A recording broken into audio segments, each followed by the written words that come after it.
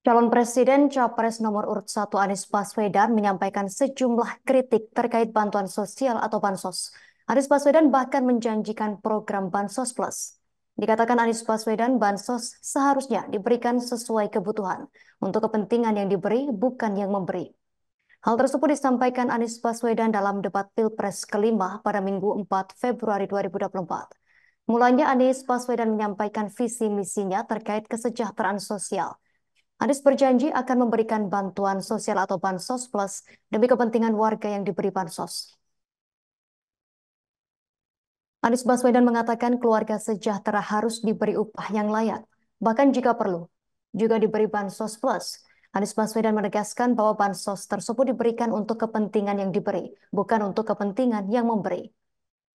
Capres nomor urut 1 Anies Baswedan menyebut bantuan sosial harus diberikan sesuai kebutuhan calon penerimanya. Anies tak ingin bansos diberikan secara rapel. Anies mengatakan pemberian bansos harus tepat sasaran.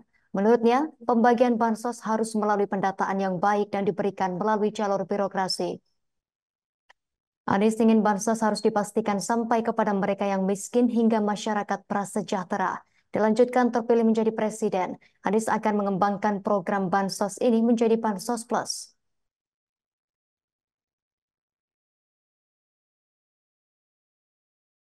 Pertama, kita harus menyadari bahwa yang disebut sebagai bansos adalah bantuan untuk si penerima, bukan bantuan untuk si pemberi. Karenanya, dia diberikan sesuai dengan kebutuhan si penerima. Kalau penerimanya membutuhkan bulan ini, ya diberi bulan ini. Kalau dibutuhkannya 3 bulan lagi, ya 3 bulan lagi. Tidak usah dirapel semuanya. Oke? Dijadikan sebagai sesuai kebutuhan. Yang nomor satu, itulah yang disebut sebagai bansos tanpa pamrih. Kemudian yang kedua, pemberian bansos ini harus tepat sasaran. Artinya diberikan melalui pendataan yang baik, informasi data itu harus akurat, dan mekanisme pemberiannya melalui jalur birokrasi. Bukan dibagikan di pinggir jalan, tapi dibagikan langsung di lokasi menggunakan siapa menggunakan jalur birokrasi.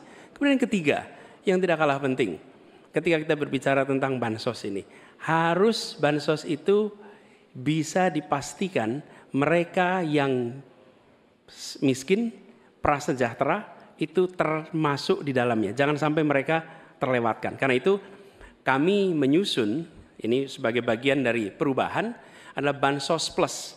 Angkanya ditingkatkan. Yang belum masuk masih miskin dimasukkan dan diberikan bekal pelatihan, pendampingan supaya mereka pelan-pelan bisa mandiri dan hidup lebih sejahtera.